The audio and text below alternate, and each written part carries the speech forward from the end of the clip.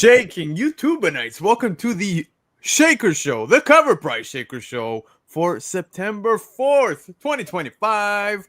Hanging out with me tonight, we've got Gabe, we've got Chris, and we've got a fire list again. And we were just talking backstage. Yo, some of these books, again, never heard of. But anyways, let's go around the horn. Gabe, what's going on, man? Yo. What up, fools? Another Thursday, another great list. We were in the back, and I got this book. And this book is cool. I'm the only person that thinks this book is cool, but I'm glad it's on the Shakers list. So we'll be talking about that too. There's a lot of cool stuff coming up with the channel too, everybody. So stay tuned. Make sure you subscribe. Make sure you hit that bell icon thingy. I don't know. I sound like a weird influencer now. I'm just saying that because there are some things coming up. Yeah, I feel like, hey fam, do you guys know about my whatnot yet? No, that's silly. But there is gonna be some fun advantages and some changes going on to the channel pretty soon. So you want to know, that's why I mentioned the bell icon thing, so you get notification, because there is going to be some changes and some stuff like that you guys are going to want to be a part of. Alex, yo, right back to you and everybody else in the chat. But yeah, dude, I'm pumped. I don't know why I'm so excited. Maybe because I took a shower and the undercarriage is clean. Yes. Oh, yes. Oh, my God. Yeah. He was just telling me backstage. He's like, yo, my Chrome Dome, same thing. But anyways. Polish. Yeah, we'll lean into some of what Gabe was just talking about at the tail end of the show. So stick around for that. But Chris, man, what's going on with you? Hey, it's Thursday. You know what that means. It's time for our weekly Shakers report. Oh, man. Yeah. Things are changing. Lots of stuff's changing. Lots of stuff's going on. Cover Price is formalizing a lot of their content, and they're starting to streamline their media presence, and we got a really cool future coming up. We're here. We're gonna be here on Thursdays. Gabe and I will be here on Thursday with Laura and Marty. Lando is gonna take 3 shows a week, Lando. Monday, Tuesday, Sunday, Monday, and Tuesday. You're nuts, man. That's a good thing. People want more Lando, so we're giving you more Lando. That's not it at all. It just came down to availability. It was just availability, guys. I'm just kidding. Sometimes I'll be on the Monday show with Lando when I can fit it in between my master's program and my kids' after-school activities. But things are coming. Things are changing. This is the time to be subscribed, like Gabe said. Hit that bell icon so you know when it goes live. Follow Cover Price on Instagram. Follow us on Instagram because, hey, man, more Cover Price is coming to your life, and it costs you exactly $0 or your money back. Oh, yeah. Don't be making promises, man. Yeah, exactly.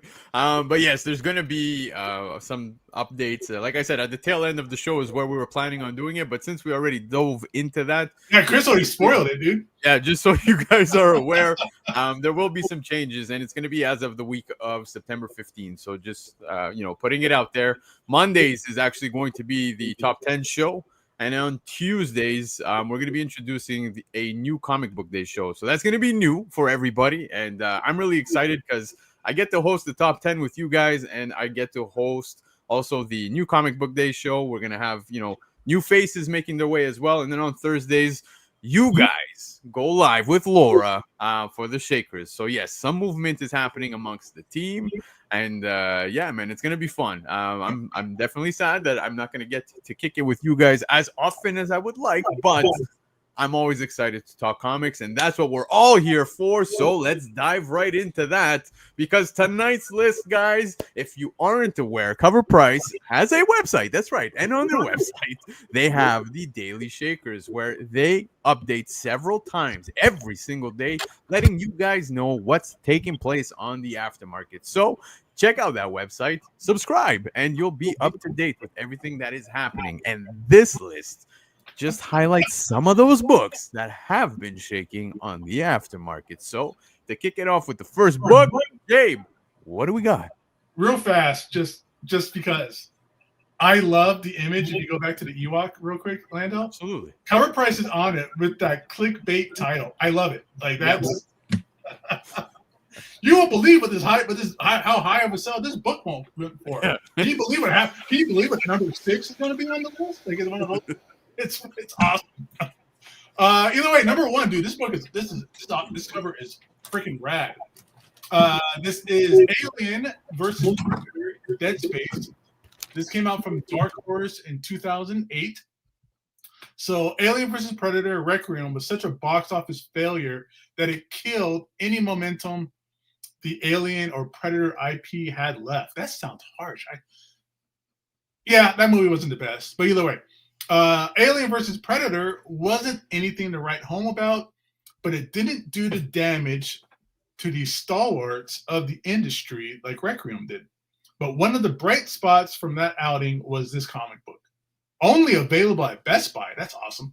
It was paired with the unrated DVD release of the film. Came this one shot from Dark Horse. With fans upset with the IPs, they weren't breaking down the doors to secure the film on DVD, leading to a limited pool. Now that the Alien and Predator franchise are revigorated, thank you, Marvel and Disney, collectors are revisiting books such as this. Recently, a raw, reported, very fine copy, which is an 8.5, hit the market and sold for $228, which is a jump of $20 from the last sale of a reported near mint 9.2 copy back in 2023. With the continued hype for the franchise, it wouldn't be surprising to see this book move a little higher, especially as more hit the market once collectors see what it's fetching. And sentiment continues to grow as we're receiving another Alien vs. Predator outputting in the near future. And then hell, everybody's all about aliens right now because of Earth, right? Yeah, dude. But you know what? I'm happy you bring up Alien Earth because everybody that I've spoken to that's watched it has been saying it's absolutely amazing. I haven't seen it yet, so this is on my to-do list for like the month of September. I need to find the time. I watched episode 1. I had to break it into small segments because it was so damn scary to me. What? That bad? Yeah, I mean, like, but in a I can't look away kind of a way. The creators are locked in with the horror and suspense and the jump scares, and it's like, oh my god. So yeah, I've only seen episode 1. I had to break it in small bunches. I gotta like watch it in the middle of the day. I can't watch it at night or all nightmares. It's crazy, man. It's crazy. Oh my god. I guess you're not coming with either of us to come watch a scary movie at the theater, right? That's just not. Well, I mean, the what passes for a scary movie these days, most of them are like jump scares, gore, and stuff like that, right? The Alien Earth show is actually damn scary. Yeah. Well, I'm happy to hear that about Alien Earth. I definitely want to watch it. But Gabe, you were just touching on this book and how it's like a Best Buy book that was included with the DVD, in which absolutely minimal people, almost nobody, went out to get. But what's cool is checking out the census for this. It shows there's only 2 graded copies on the census, which is absolutely wild, dude. So clearly the book is very, very difficult to come across. I'm seeing that there's, like I said, only 2 copies, and the 2 copies happen to be 9.6s. So there's no 9.8s on the board. I saw somebody here in the chat actually has this book. So if you have a contender, you might have a chance to make some coin. It's funny because we were just talking about Underworld last week with Best Buy. Remember that? The Underworld book? Oh, yeah. We were talking about, was that last week or a couple weeks ago? But yeah, I remember the Underworld stuff. Yeah. Yeah, dude, that one also hit. And it's cool to see that again this week. Another one that was, a Best Buy exclusive. I'm sad that, Blu-rays and stuff like that, we're not going to be seeing much of those anymore. Almost not at all when it comes to Best Buy because they're gone, right? So, yeah. Yeah. And I'm surprised that back on this book, with it being a exclusive to Best Buy, it was a DVD. Like Blu-rays were already out by now. Yep. By this time, I think. So, Because I know I had this on Blu-ray. Dude, I remember 2008. Yeah, that's Yeah, when. the PS3 But that's when the was Blu-ray HD DVD war was happening. It was during that time. it was the best war ever. I profited so much. Actually, I didn't. It's not really considered a profit, but yeah, I remember my video store was selling off DVDs for dirt cheap. I'm like, yeah, I'm picking up everything, and then yeah, well, Blu-ray was just that much better. Anyways, I had a Blu-ray and I had HD DVD. I had both at the time. that's the way, man. We were living. But Alien vs. Predator Dead Space by Dark Horse back in 2008 had a top sale for a raw VF copy at $228. I can't wait to see what the chat has to say about this one. Chris, what do we have next?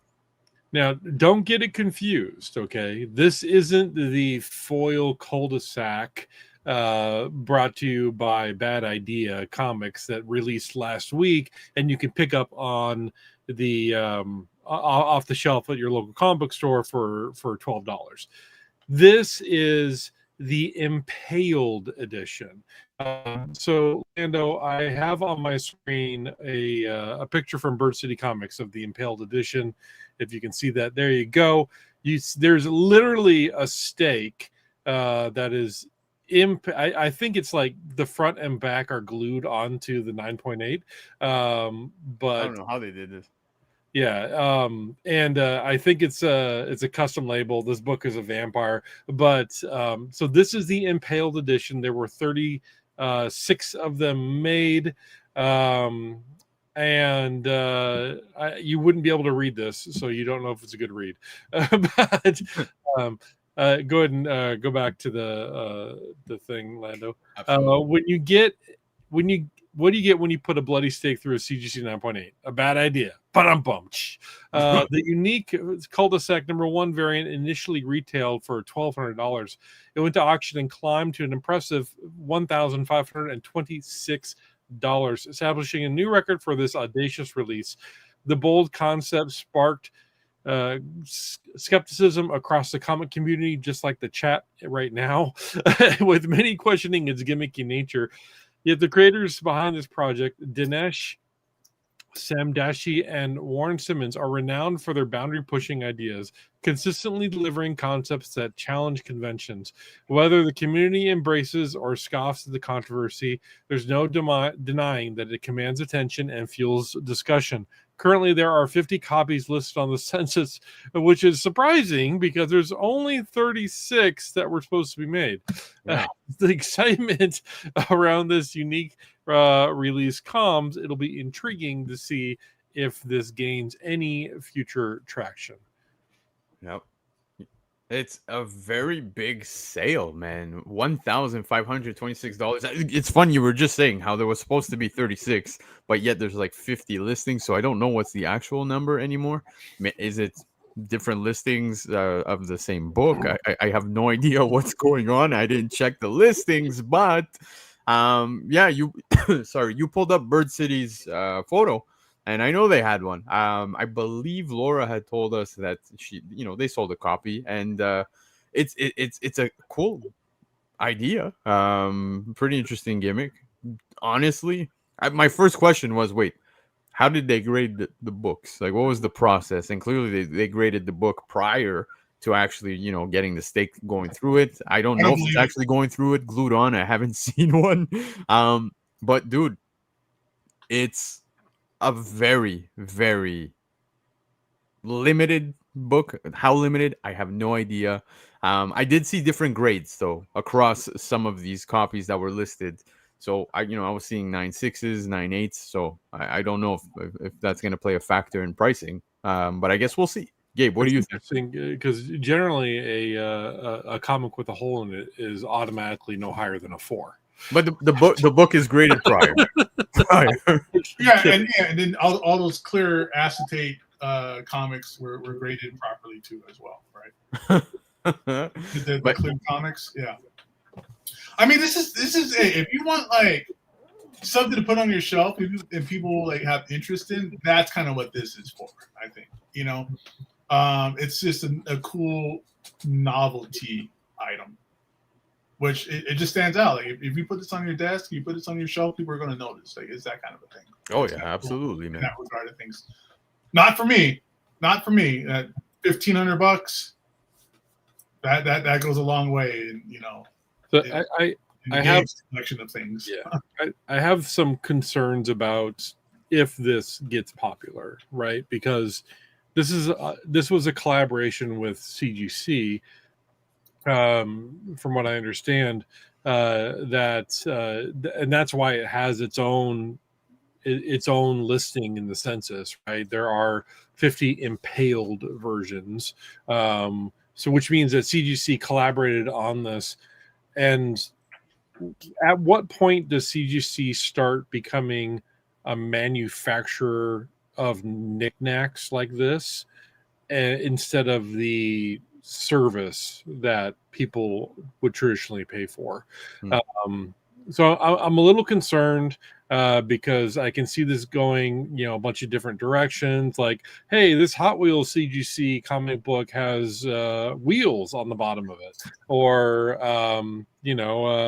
this Lobo CGC book smells like ass. Sold. I'm just saying that where do you draw the line? At what point does CGC become a manufacturer of knickknacks that people are buying? Well, it has happened before. It's not the first time Yeah. that they do something in a gimmick. In fact, they were selling slabs that were completely empty with grades on them. I don't know if you Right. remember that. I do remember that, and I think so. I am 100% on board with somebody, from an artistic standpoint, modifying a CGC slab for the intent of making it a unique piece of art. Yeah. 100% on board with that.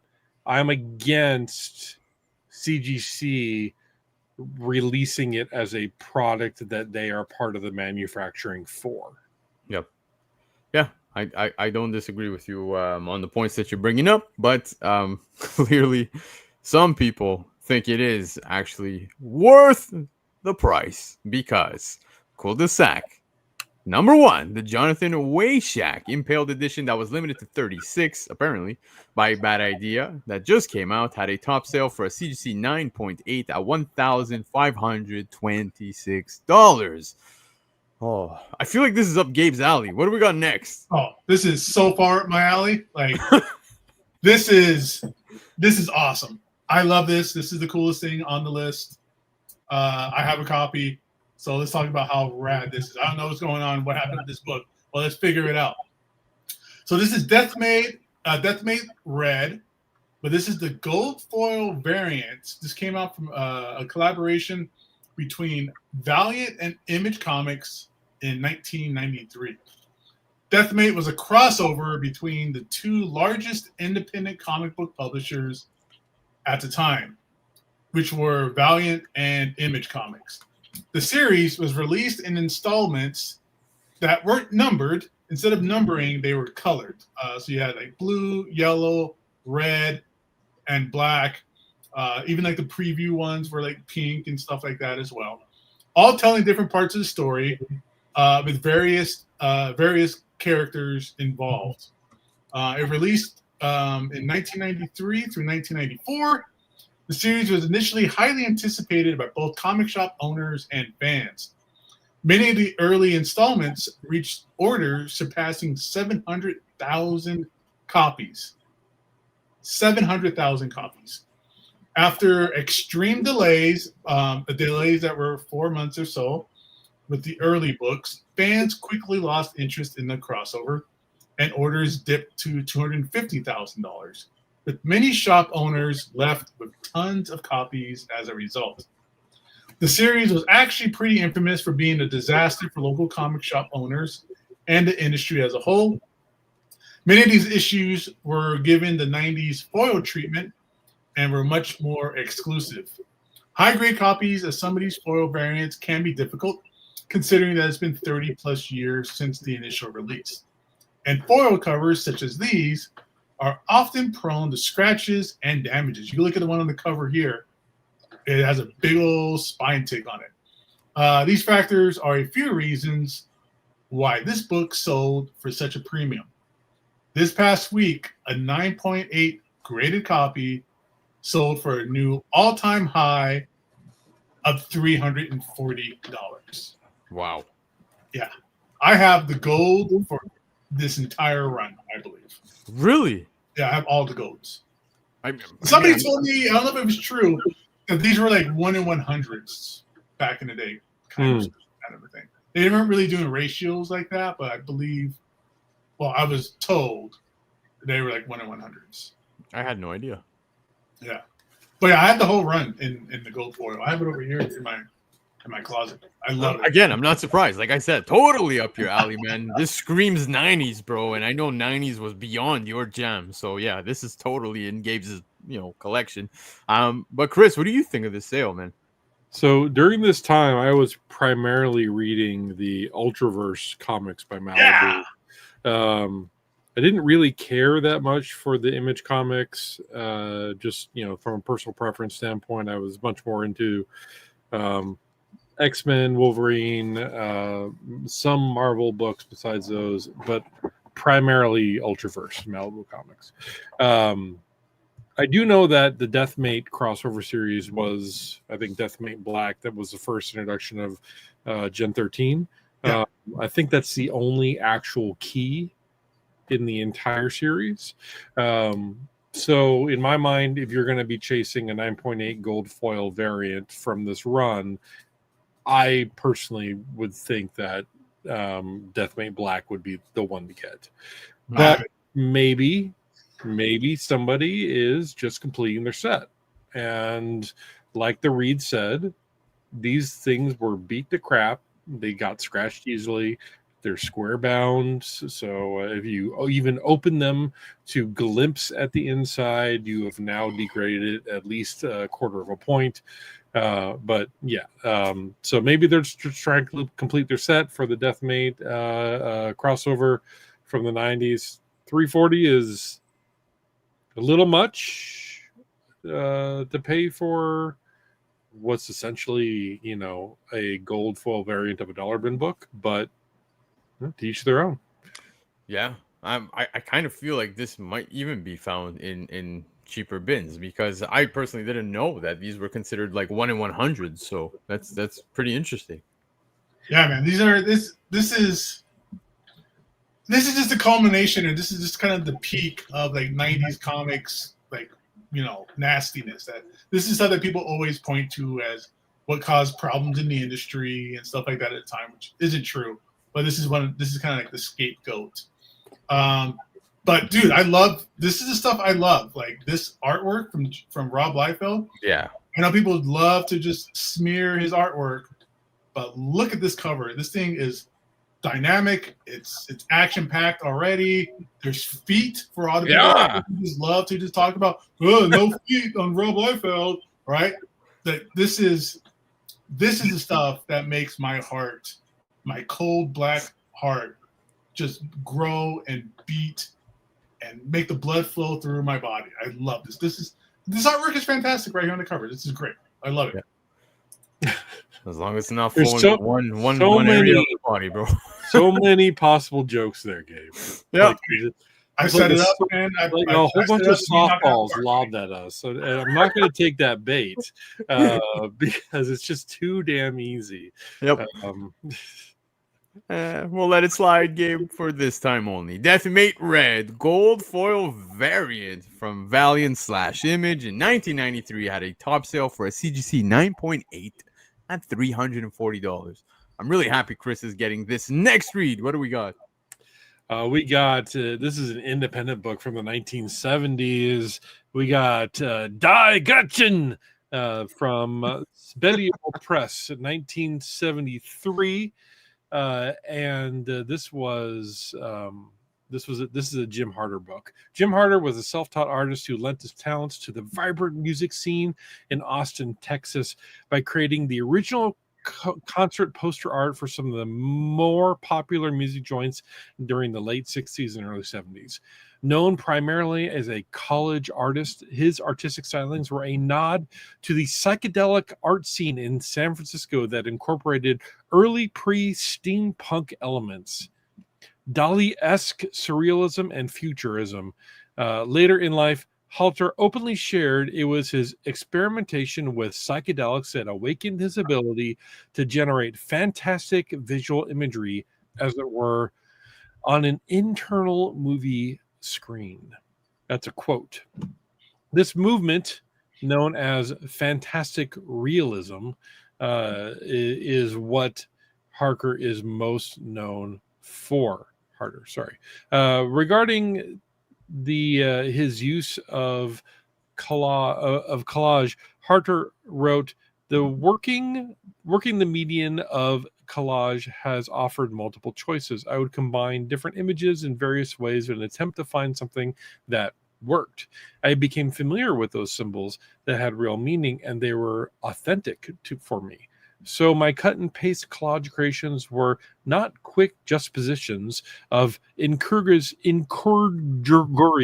imagery, damn it, but rather painstaking efforts that sought a real poetic magic, something that mirrored my own soul. Okay, listen, you know what? If that's the way you talk in interviews, you must be doing shrooms or something. My God. Oh, he was talking about this entire thing was based on like psychedelics. He was on during the time. So I wonder if Harder wants an apple for that high horse he's on.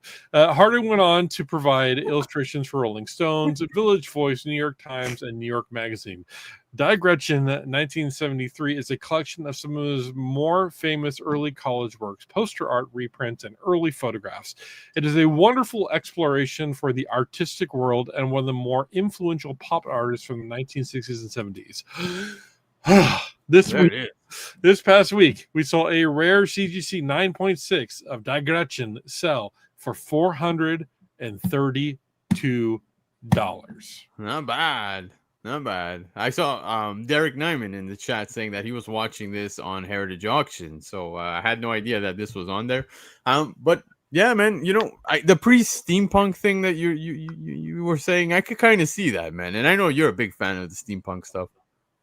I mean, I like it. I wouldn't say like I'm a diehard or anything. I don't dress up or go to, cosplay events or anything like that. No, that's Marty. Marty does that. Yeah. On Saturdays, most particularly. But yeah, pretty cool. Gabe, what do you think of this?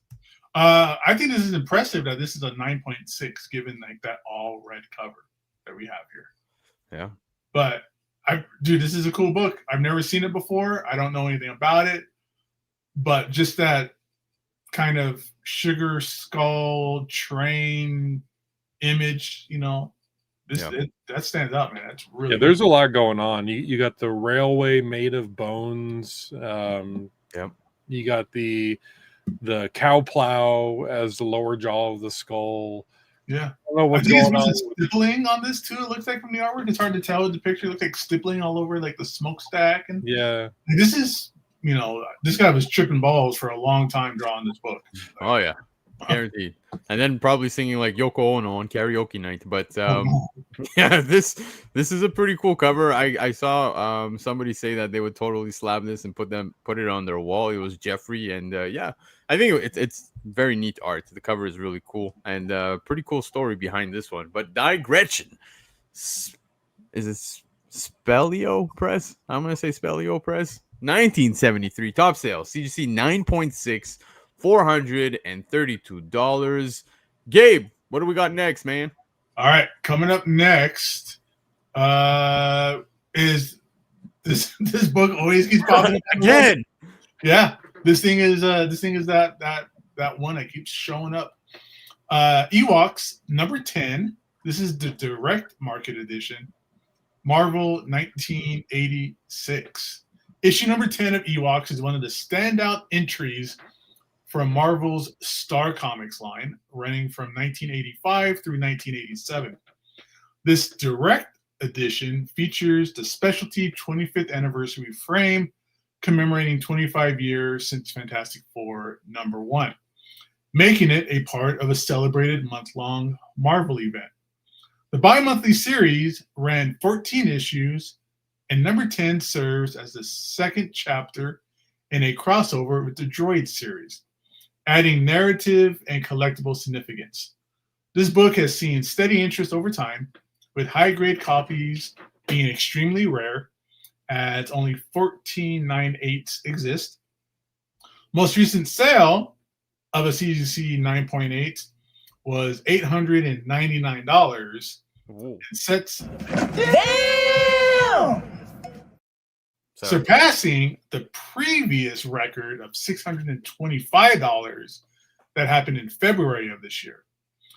For collectors focused on scarcity, nostalgia, and crossover appeal, the combination of Star Wars Legacy, Star Comics rarity, and the anniversary frame makes Ewok number 10 direct a longtime treasure. Yo, it's back again. I saw Victoria in the chat saying, "I told you, it's not shocking." But yeah, man, it's one of those prized possessions when it comes to these 25th anniversary, books that came out at this point. You remember there was a lot of these along the border, a lot of books that came out with this. There was one that I never get the opportunity to pick up in a good condition. It's the Muppets one. I don't know if you remember that one. I never come across that in a good condition ever. All these border books always seem to be kind of beat up for some reason. I don't know what it is. Like the Thor one, the G.I. Joe one. Like, I come across decent copies, that's like, collective, not collective, but like good enough to be in your collection kind of thing. Yeah. But I never see like really, really nice copies. They're always like thumbed up and beat up a little bit. The one that I find the most digging through long boxes is X-Men Classic with Storm on the cover. Yes. I have so many of those ones. But I mean, you're right. When you find ones that are not X-Men Classic, they're often really beat up. Yep. And I think it's the white border or the white box in the middle. Like when it's white like that and it rose up against like the book in front of it, it's always dirty. That thing is always dirty. Yeah, and these things were, really prone to, I think I saw somebody say it in the chat, like spinner rack damage. Yep. You got the little bars that go across, and so right where the Marvel, right where the word Marvel is on the left hand side is where you see most, spine ticks and creases. Ewoks, man. Talk about something that was cooked up on psychedelics. It's just that's up there. But hey, this one and the Muppet Baby one, and then there's another one. I think Marvel Age they're just hard to find, and people love making the set, right? They love the set for the anniversary borders. Yeah, Care Bears it's kind of Care Bears. It's always like the off-brand title ones that are really hard to find. Ewoks, Care Bears, Muppets, Marvel Age because that wasn't like a comic book per se. Yeah. No, Chris is spot on, man. That there are people out there that want to make a set out of this, but man, that is a very rough rabbit hole. Let me tell you, it's not easy to do. But anyways, to no surprise. Yet somewhat of a surprise when we see the price. Ewoks, number 10, the direct edition from Marvel back from 1986, had a top sale for a CGC 9.8 at $899. Chris, I like this one. What do we got next? Yeah, this one's interesting. We got Grimm Fairy Tales presents Robin Hood. That's Robin with a Y. The Hunt number 2. This is the David Nakayama Harry Potter cosplay Virgin web store exclusive, limited to 350 printings by Zenescope in 2017. This Zenescope cover is an interesting example of Grimm Fairy Tales and the popularity of that series. Their covers usually feature scantily clad heroines in suggestive poses. Their exclusives tend to also go into the fully exposed artwork as well. This is one of the tamer covers, yet popular. The series puts their established characters, in this case Robin Hood, with a popular cosplay attire, while only labeled as a wizard character. This is meant to be interpreted as a wizarding student in the world of Harry Potter. Definitely a Slytherin. into the nostalgia and the fan base for the Harry Potter series, and I would imagine the HBO series that's going to be coming out pretty soon. This book offers a lot more to collectors. It's illustrated by a big-name cover artist, David Nakayama. It's also a web store limited, exclusive, and like I stated in the beginning, limited to 350 printings. Recently, a Near Mint Plus sold for a new all-time high of $170, which is noteworthy because the last graded sale of a 9.8 back in 2020 sold for $42. So we're talking raw at a 4x of the last graded sale, which is pretty crazy. The CGC census lists only 8 copies graded at 9.8. With this recent raw sale, we might see those holding the graded 9.8 start to list them at higher prices. I agree. All black cover. Definitely, you definitely have comic book fans who are also fans of the Harry Potter universe. I don't know anything about Robin Hood, the character from the Grimm fairy tales line. I don't really know much about the Grimm fairy tales line, period. But I do know that they're popular. I do know that they sell pretty well whenever I find them and list them on my eBay store. And it's interesting that the raw copy sold for so much. Yeah. It's funny you also mentioned the Slytherin because, yes, I totally agree with you, although it's probably not the only thing that would be Slytherin. And my dad, forget about it. Swing, swing, swing, swing. Yes, it's so had you not told me that this was a Harry Potter cosplay thing, I wouldn't have guessed it, to be honest with you. It just looks like, a girl dressed as a schoolgirl. I would have never guessed it, seriously. I get it. There's the wand, but what else is there that's really Harry Potter here? No, I'm the same with you, Lando. I wouldn't have known until Chris said something. Even it's the tie. Earlier. The green tie. I mean, a tie is a tie. Green tie. Well, the green tie represents Slytherin. That's how. If it's a Harry Potter cosplay, then I look at the costume and I notice the green tie and I say, okay, this is Slytherin. I'm sorry, dude. I've never watched any of the Harry Potter books, so I don't. I did. I'll be honest with you. I did. Man. So Gabe, you have never watched any Harry Potter. Did you? No, I'm an adult. Oh my god! This is a show about comic books. How can you claim to be an adult? My goodness! Boo this man! Yeah, no choice, Gabe. We gotta boo you there, man. Would you like an apple for your high horse there? I mean, come on. Hey, man, it's always been considered shown to me as like a kid's book and a kid's movie. Nah, it's actually, but I'm not. I don't. Do I know about Harry Potter? Of course, it's pretty ubiquitous. But I don't know that. Oh, a green tie represents this other class of wizard or whatever. And I don't know the rules to Quidditch or any of that stuff. I don't know what to tell you. But maybe, you know what? The fact that you even know Quidditch makes me really impressed right now. So either they're really doing well on marketing to the point where someone who has never watched it is familiar with Quidditch. Or... That stuff is everywhere, dude. Like, it's everywhere. Like, Lando's impressed. I'm disappointed. I'm not mad, Gabe. I'm just disappointed. Okay, Dad. Oh yeah, I love it. But yeah, man, I love Nakayama's work. This is a neat cover. You've got Grimm Fairy Tales presents Robin Hood: The Hunt, issue number 2. It is a David Nakayama cover, Harry Potter cosplay, Virgin Web Store exclusive that's limited to 350 by Zenescope from 2017 with a top sale for a raw Near Mint Plus at $170. Guys, for this next book, get your grandma out of here. What do we got next? All right, let's talk about some adult comic books here. Not adult as in like naughty adult, but let's talk about real comic books here. Shaker number 7 is Kiss Zombies. Number 3, the Rodney Buccium Virgin variant 1 in 20 that came out from Dynamite in 2020. So formed in New York City in 1973, Kiss has become one of the most recognizable names in rock music.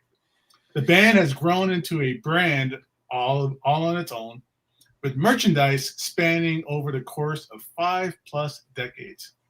Kiss has had numerous comics published via multiple publishers, Since the first series debuted in 1992, one of the more eventful series to release was the Kiss Zombies series from Dynamite, published in 2020. The series featured cover art by Arthur Sudem, the go-to zombie artist, and featured multiple variant covers on each issue. The 1 in 20 Virgin variant for issue number 3 appears to be the most sought-after one of the bunch, with a new all-time high sell of $90 for a raw near-mint copy. This set, especially the Virgin incentive variants for the series, is definitely worth keeping an eye on moving forward, as all have fairly low distribution numbers. Plus, Halloween is, everybody posts their scary Halloween books, and this is a good one for the Halloween time. Yeah, dude, It's cool. I like it. I don't.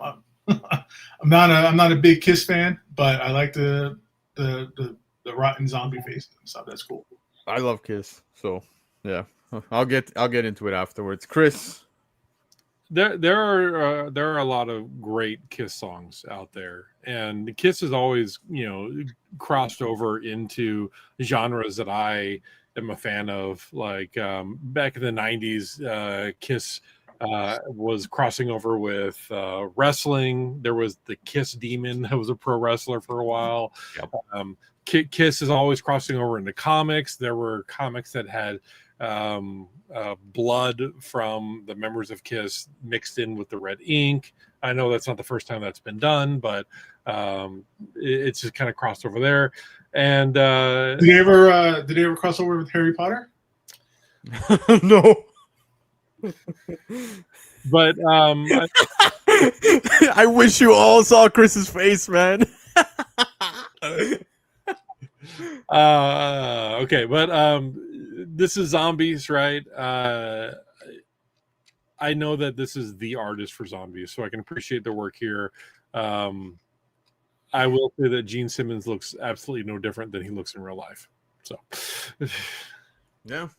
Dude, I see my buddy Steve in the chat, man. Steve was actually my guitarist back in the day when I was in a band, and we actually dressed up as Kiss for Halloween once, and I was obviously Ace Frehley. But yeah, man, I collect some of these Kiss covers, and this one is one I've never seen before. I think it's neat. It's awesome. I think Kiss is just one of those bands, like they stood the test of time, and they will continue to do so. Their music, I think, will definitely hold even in many years from now. So I like this. Clearly, I'm a Kiss fan, and I think that this issue is totally worth a deuce. And if you got that reference, then you're just as cool. Just as cool. I kind of want to see what that Arthur Sudem cover looks like. Yeah, same. I have no idea what it is. But Kiss Zombies number 3, Rodney Buscemi, Virgin variant, the 1 in 20 ratio by Dynamite from 2020, had a top sale for a raw near mint at $90. All right. What do we dude, the Arthur Sudem one is dope. Yeah, you want to share? Yeah, that's rad. No. Are you sure? I have a bunch of zombie prints that he did when he was doing like the zombie covers for Marvel. share your screen, Gabe. Let's see it. Oh man, you don't want to see my screen right now. No, God. Give me a second. Let me pull this up. Clear your search. Close your tabs. Yeah. I gotta get out of incognito mode. Yeah. All right, let's just get to the next book, guys. What do we have up next? Well, sorry. As Gabe scrubs away the evidence, we have Shaker number 8, which is Sergeant Fury Annual number 3. I'm gonna give you this whole read, but really this comes down to the year and the grade, okay? Because we've been saying this, I've been saying this over and over and over and over and over again. And last week when I was out, even Gabe echoed it. It's a 9.8. It's a 60s book. It's not a key, but it's selling at a premium, right? When Marvel was becoming known for superheroes like Spider-Man and Fantastic Four in the 1960s, Sergeant Fury was a throwback to the war comics of the 1950s. It focused entirely on World War II military squad with no powers or costumes, which was unusual in Marvel's rapidly superhero-focused franchise. Sergeant Fury and his Howling Commandos ran for 167 issues from 1963 to 1981, making it one of Marvel's most enduring non-superhero titles. Most other Marvel War comics did not nearly last that long. Like the Fantastic Four and the X-Men, this title was co-created by Jack Kirby and Stan Lee, but in a genre that they were not primarily known for at that time. Kirby's World War II experience added grit and authenticity to the storytelling. This annual is unique in that it is Fury's World War II team in the jungles of Vietnam. Marvel Comics was designed to be the world outside of your window, and the United States had become involved in Vietnam since the Gulf of Tonkin incident in 1964. So this story was Marvel being as timely as they could. I wonder if that's a little joke from the writer at Cover Price using the word timely there. At the time of publishing, public opinion was mostly supportive of the war, which didn't last long. This comic was published to the Tet Offensive in 1968, which marked a serious widespread shift to opposition to the war. This is not the first time we have seen the Howlers jump war fronts. In fact, annual number 1 was set in the Korean War era. Recently, a 9.8 of this sold for $600. Okay. So all that read is interesting, right? Sergeant Fury, Howling Commandos, iconic characters and books that have lasted to this day in various roles within the Marvel Universe. Obviously, Fury is iconic in all his own ways as well. But this is a 9.8 from 1967, selling for multiple hundreds of dollars. This is the continued trend. And you'll see it when we do the shaker, when we show the shaker list on the website after the show. You're going to see more 9.8s of early 70s and late 60s books that are selling for a premium because they're 9.8. Yeah. Interesting. Gabe, what do you think of this? Well, I don't even want to know what you think about the cover. We're going to skip past that part. But what do you think of the sale of the book? Because I think a lot of good things came out of Sergeant Fury and obviously the Howling Commandos. Thoughts, dude? It's interesting, like Chris was saying, that we've been seeing a lot of these incredibly high grade books coming out of the Silver Age.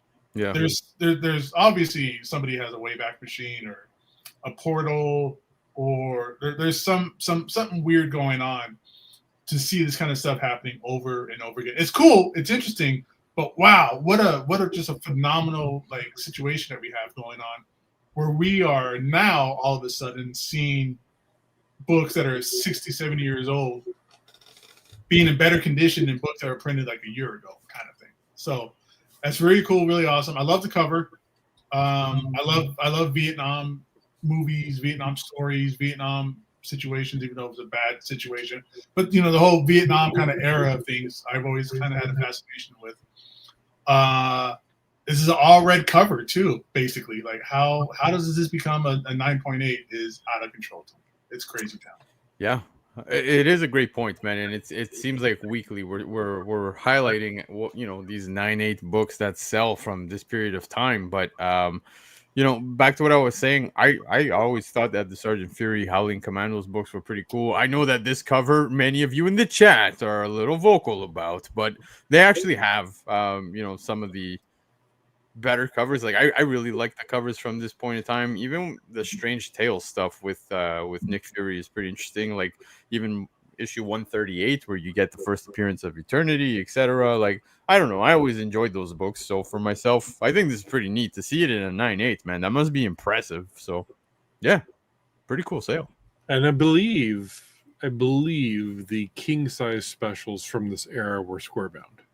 Oh yeah, they were annuals. Yeah, which really makes the 9.8 impressive, because just the nature of square bounds, especially in this era.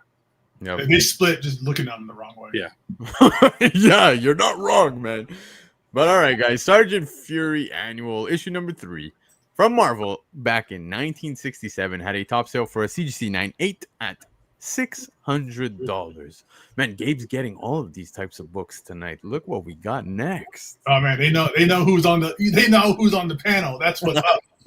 I wish I had this book. I don't even have the regular cover. But anyways, this is number 9. Is Wizard Presents Max 1/2. This is an error that had no foil. Came out from Wizard Entertainment, 1993. We've often highlighted the Max in our Shakers report, yet few collectors have came across the ultra rare pre-test color variants from Wizard. Among these, the purple foil Melloway and gold foil editions are fairly common. The real treasures, though, are the blue and red foil prototypes, with only an estimated 10 copies of each produced, making them incredibly scarce. Even more intriguing, though, is this one here, this error variant. Missing the trade dress and missing the foil. This recently emerged and commanded a high price in the aftermarket, while not hitting the $960 record that was set in September of 2023. These rarities remain significant. A raw copy sold for $925 this week, a stark contrast to the purple and gold copies often picked over in dollar bins. For Max fans, these exclusive editions are truly remarkable finds. And we can't forget about the rumors of Channing Tatum leading the role in a Max movie that I wish would happen, and make it happen or not. Like, it's been too long already. Yeah, I want to see it happen. Guys, I see a lot of you putting 0 for 10s and you're in the 0 for Abyss, but hang tight. There's still one more book that might save you guys. You're not entirely in the 0 for Abyss yet. I'm going to have to do proof of life on that gold. They are bound for the 0 for Abyss. I'm sorry to say. This is cool too, because this is also the first half issue that Wizard produced, and I don't have one. I feel like an idiot. I passed them up so many times. I want one that it comes in like a binder and has like a certificate. I want it so bad now. Every time I see these things, I'm like, why do I pass it up every time I see it? Now I need it. Yeah. So I have to wonder how this got out. This had to be somebody who either worked at Wizards or was in the printing industry or something like that, because it's a color variant with an error that was a prototype, right? I mean, that's no. There's other ones that were prototypes that were like purple and blue, but this one has no trade dress and no foil. Like, it doesn't say the Max on it or nothing. Yeah. So it's not like these were because the half issues, the ash cans were bundled with the magazine, right, in the bag. These were Melloways. Yeah, the half issues were Melloways. I was saying the ash cans were bundled, but so you could only get this by filling out the form and sending them a check, and then you get the money back. They get the money and you get the comic. Which is such a foreign concept to how things are done today. But what's interesting is that, Wizards, they weren't sending these out as a surprise. You didn't get the prototype or the error as a surprise. This had to come from somebody internal. It's really unique. It is neat, but one thing that I am noticing, it's pretty evident. When things are printed in such ways where we have errors or called back, recalls, etc., those are highly sought out after. And as you can see with this one, obviously that be the case here, because this is a raw near mint sale, guys. This is not a slab or anything. Just on Sunday, on my show, I actually highlighted a sale of an X-Men 300. I'm sure you guys are very familiar with that cover, how it's all foil, etc. But there was one graded copy in a CGC 9.6 that was a non-foil. So it's just a weird white background. You just see there's no foil behind it at all. You can see like this black outline around each character. And in a CGC 9.6, it sold for $1,200, man. So it's There's crazy. a Venom #1 like that too, right? The Yeah. Lethal Protector. But this is, I'd be willing to bet that there's only actually one of these. I'd be willing to bet that the one that sold in September 2023 is the same one that sold this last week, and it has just changed hands. Because I don't think that there are. I think there's one. I think there's exactly one, and it was printed for somebody at Wizards, probably an editor, and it's just been floating around in personal collections ever since.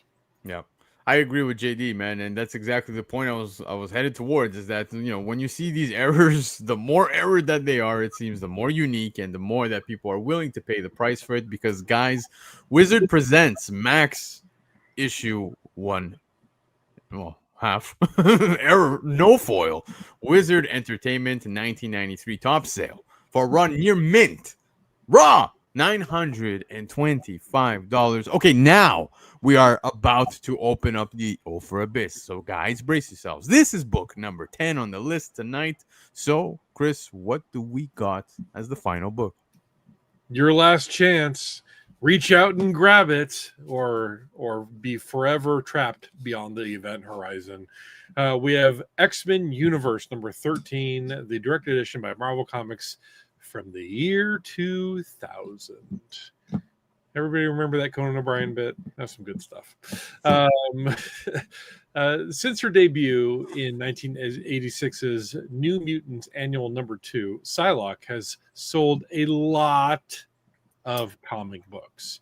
Not only does she have a lot of first appearances, Captain Britain number 8 as Betsy Braddock, New Mutants Annual number 2, X-Men number 213 as Psylocke, and then you have Uncanny X-Men number 256 as Lady Mandarin.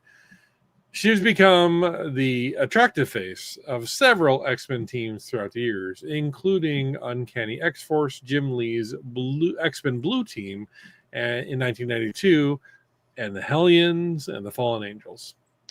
And of course, I'm going to go ahead and toss in the swimsuit edition Marvel specials that were happening every summer in the 90s. Produced in 1999, Marvel published the X-Men universe in hopes of riding the hype stemming from the successful X-Men produced 20th Century Fox movie. This series featured slick new designs from classic characters like Wolverine, Cyclops, Storm, Gambit, and of course, Psylocke. Situated at the end of this run, X-Men Universe was largely passed over, but has since become a modern gem for Psylocke fans. In the past, this book has sold between $50 and $50 and $10, depending on the grade. This week saw a high sale of $70 when a near mint raw copy changed hands via eBay. Interesting. So you have a $5 to $10 book, a book that regularly is a nickel and dime, and it's sold for $70. Why? I don't know. That's the first thing that I think is interesting. The second thing that I think is interesting, based on the paint on her face, this is the Age of Apocalypse Psylocke, isn't it? I'm not sure. I was thinking it was the Crimson Dawn era, but that was like the mid '90s. That was like issue 228 and 233, or Okay. 328 and 333. Is when she got the Crimson Dawn face tattoo. Yeah, I don't remember. Psylocke had so many weird things going on in the 90s. She's like the weirdest of weird characters in terms of her history.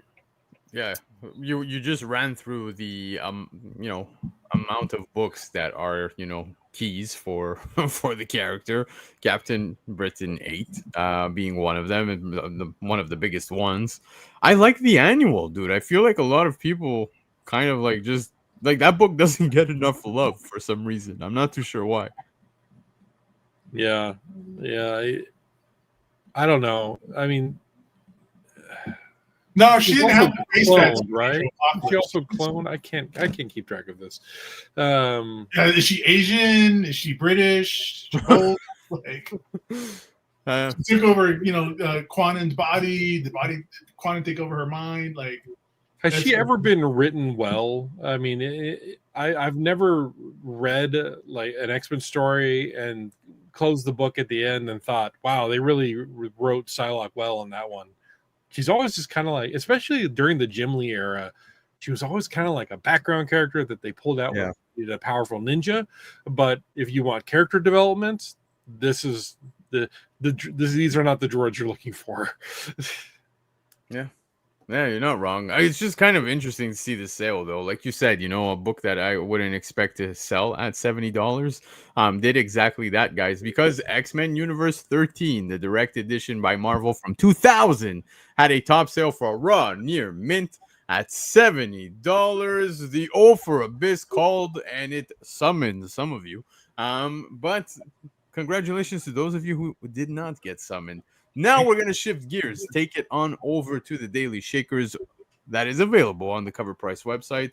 Chris, what do we have that is shaking right now? So over here on the Cover Price website, the namesake for this channel, which you guys should definitely be trying out.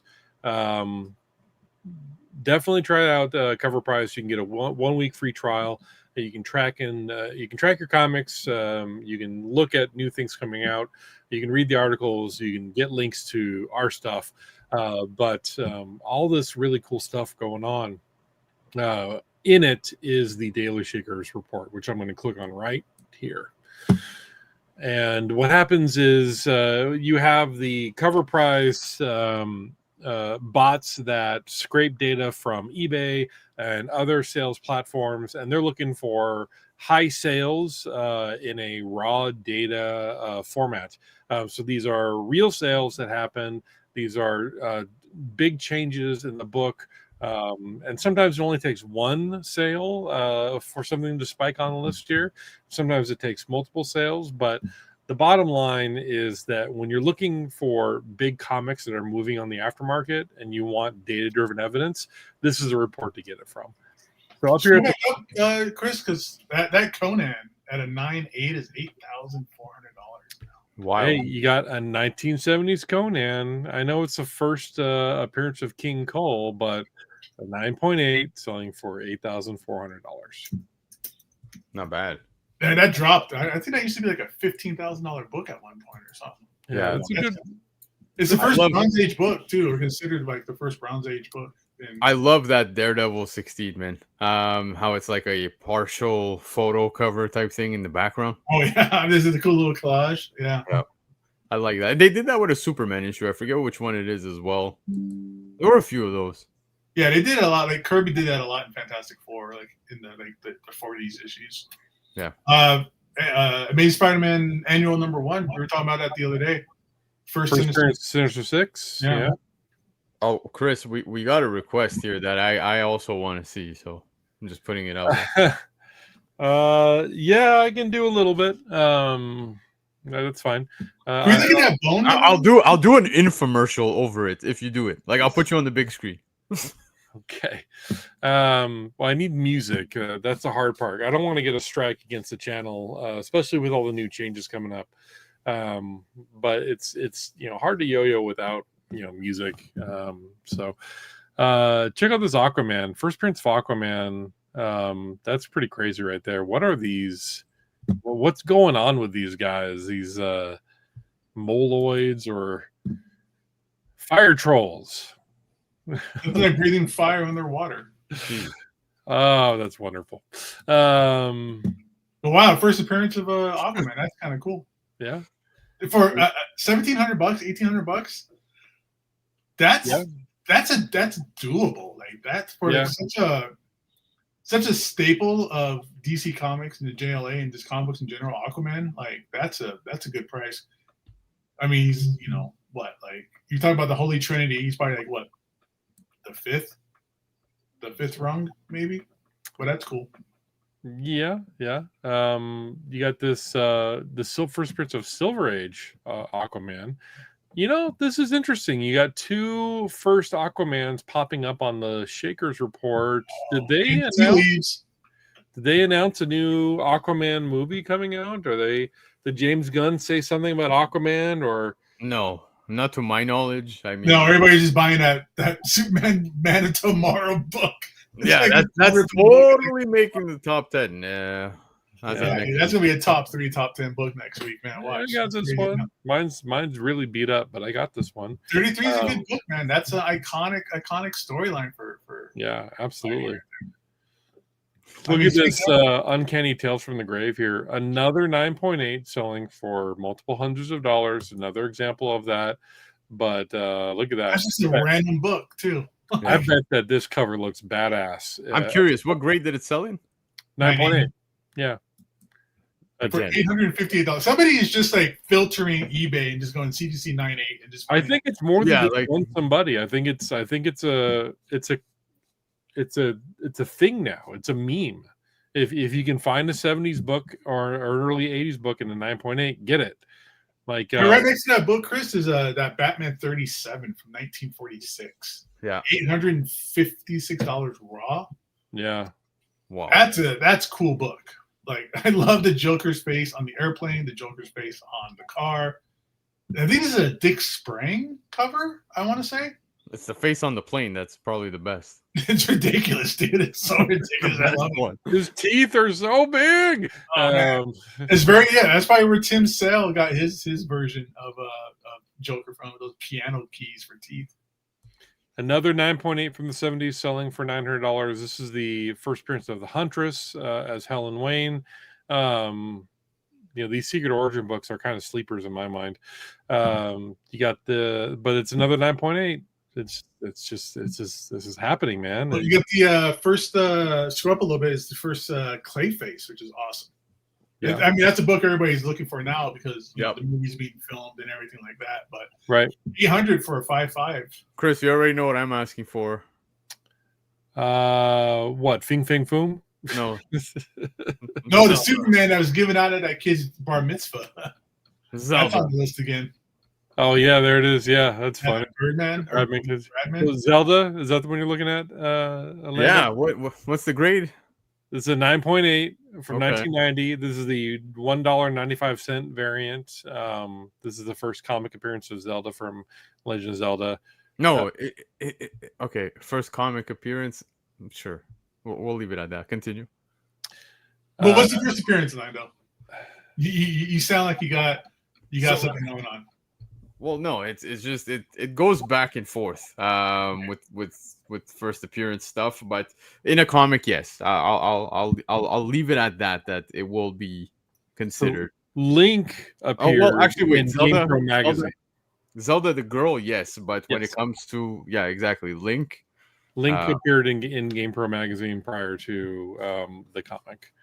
Yeah, the Nintendo comic system, the yellow book with Mario, like. On the front, Link is in that book, but Zelda herself, I would say yes. Lando, we have a super chat from Alex, so we'll bring that up. Question to the chat: did anybody submit their books to PSA for grading yet? I submit a lot of books. I have not submitted a book to PSA because I don't like their label. So it's a personal preference for me. I don't like the red and white label that they use, and I can't stand the font that they use for their label, so I will probably never, ever pursue a PSA book unless they change the way that it's formatted. That's my personal opinion.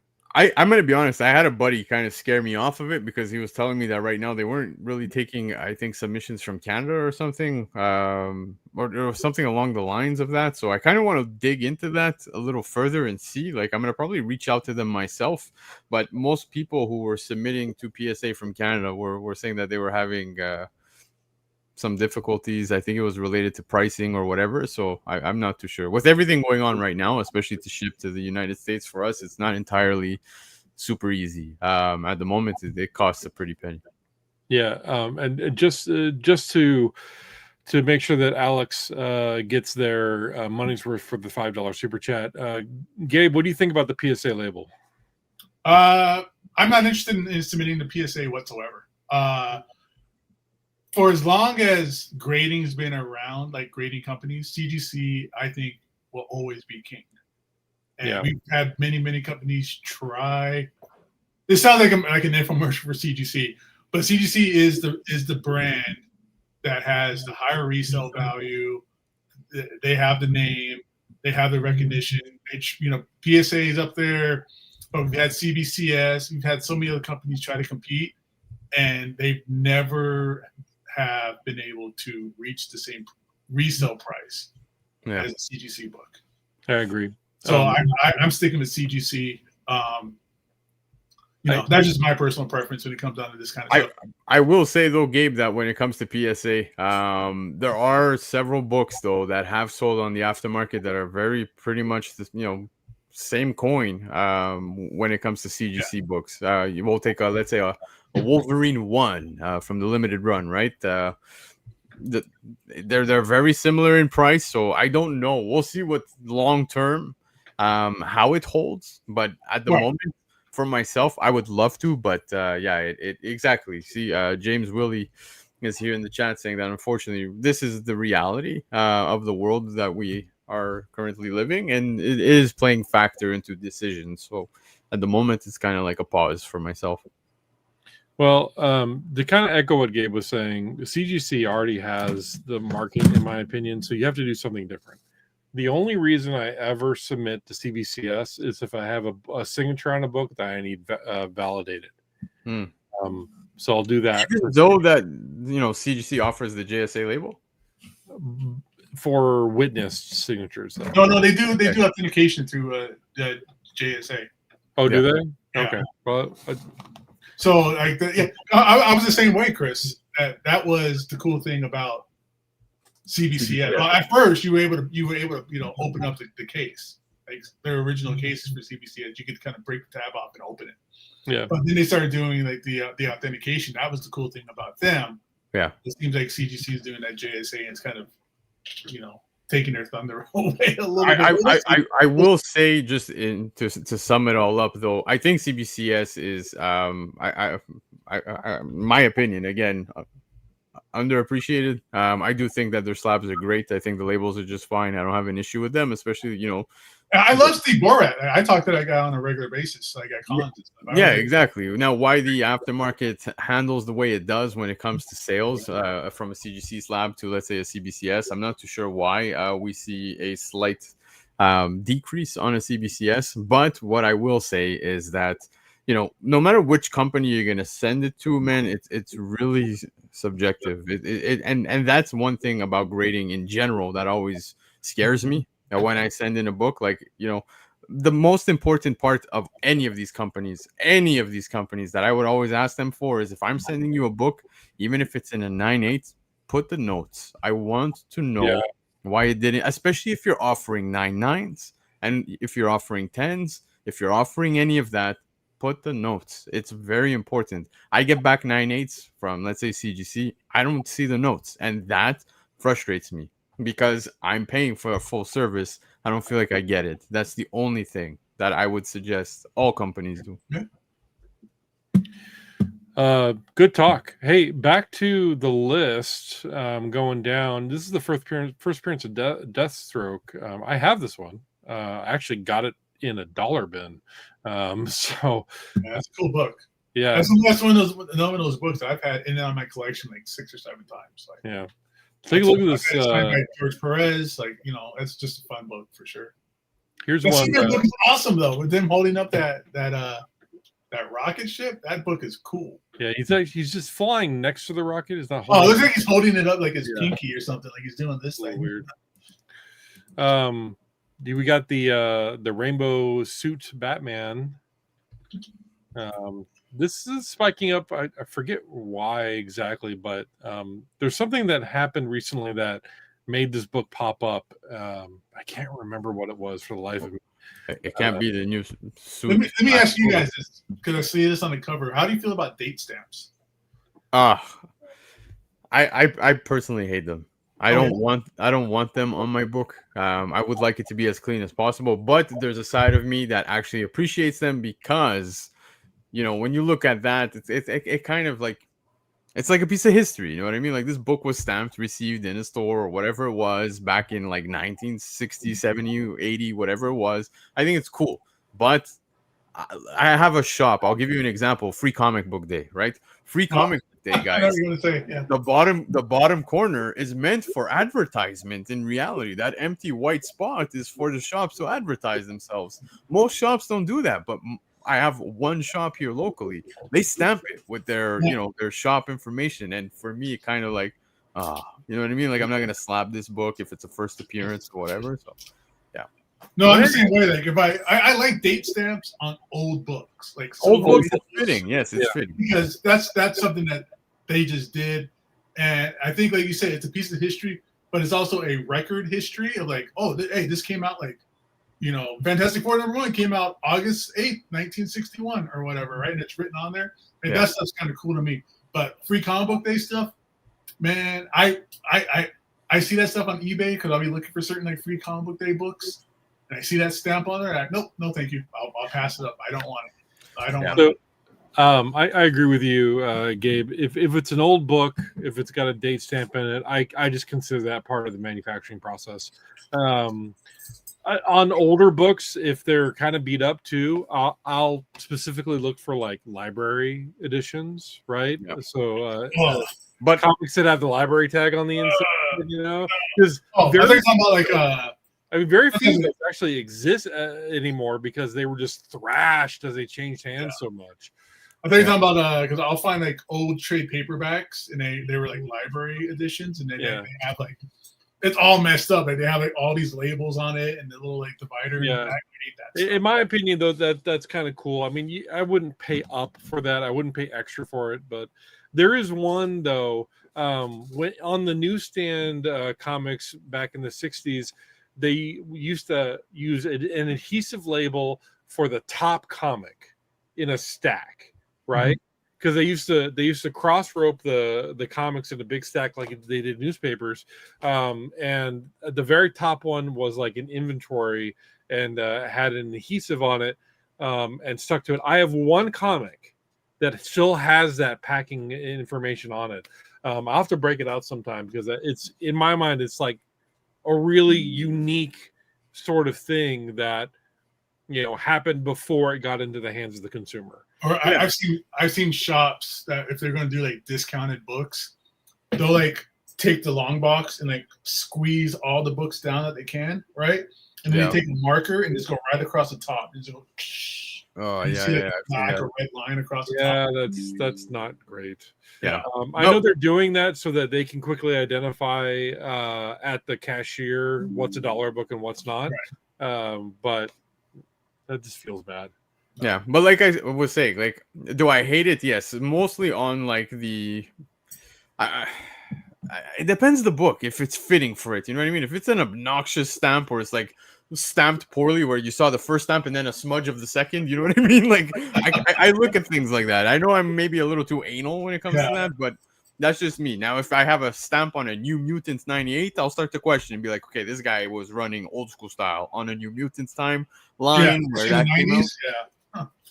But I will say, though, that the grease pencils that are frequently used instead of a Visa stamp, those are really easy to take off with an eraser. I would recommend practicing on a book that you don't care about first if you're going to clean that up. Absolutely. But guys, we got off the rails, but it was a great conversation. So thank you for the super chat, for bringing that up, and it was fun times, Alex. Greatly appreciate it. But it was the show. That was the show. Shakers tonight was a fun one. I saw some of you make it to the O for Abyss. It's okay. I'm there with all of you anyways, so I'm pretty much hosting that too, apparently. But guys, before we say goodbye, let's go around the horn. Gabe. Awesome, man! This is a really fun show. A lot of good talk, guys. I appreciate it. I'm not going to be here next Thursday. A local podcast show invited me on their show called Into the West Comics. Nice. So it's not like this. It's not done through StreamYard or anything like that. Like they legit have an awesome, beautiful studio with like cameras and lights and graphics and all that kind of stuff. So I'll be on there next week if you guys want to check that out. Into the West Comics on YouTube.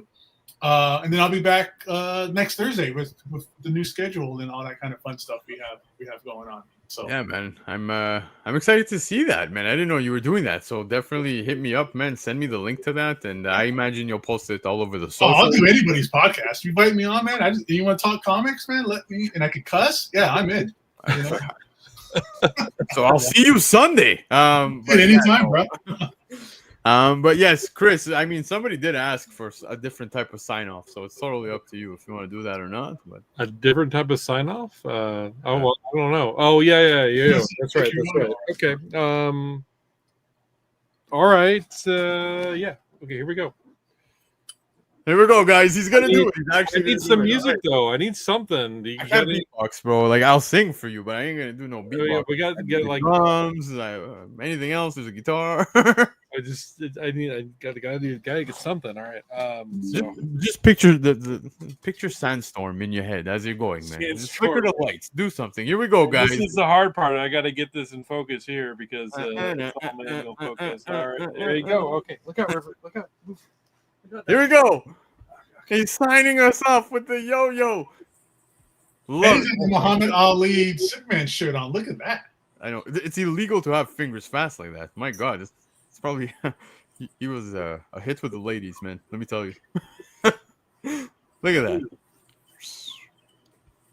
Up. What are these tricks called, man?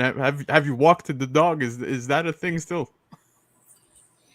Not really. Wow, that's a wicked. All right, well, while he's doing that, guys, I just want to update you. As we were saying at the beginning of the show, there are going to be schedule changes. This is all taking place as of September. And don't get me off. September 15th. Hey, you're getting yourself off. Yeah. Come on.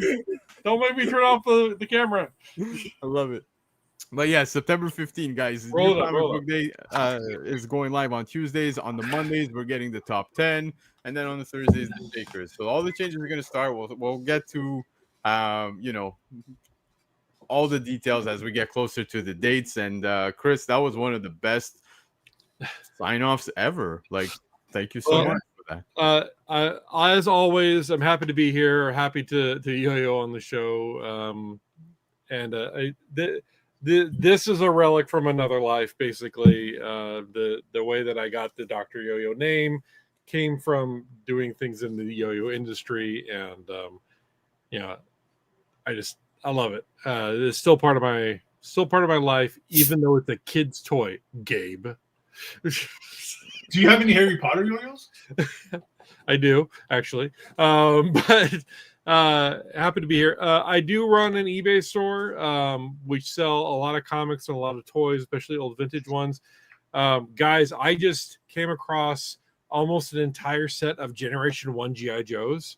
They were loose, but I had Baroness, I had Scarlet, I have like 2 Dukes, I had Solid Snake, I got Cobra Commander, and they are they're on my eBay store and they're selling pretty quickly. But if you guys mention cover price, the Shaker Show, or Lords of the Long Box to me in a message, I'll give you guys a discount on your purchase. And I think I'm running for the rest of the month. Yes, until the end of September, I'm running a buy 2 get 1 free on all of my comics underneath $25. So check it out, hit it up. Almost all of the things that you buy from me, I always include a free gift of some kind. If comics, it's always an extra comic. So check it out, and appreciate that. Hell yeah.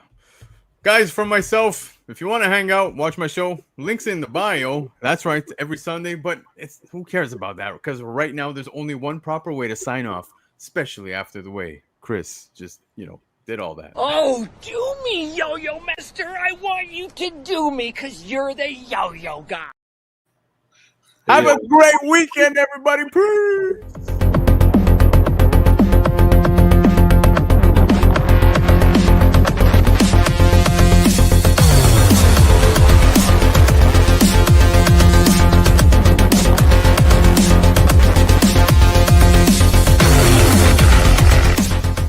For the entire crew, this is Tebow saying keep digging in them long boxes. Peace out.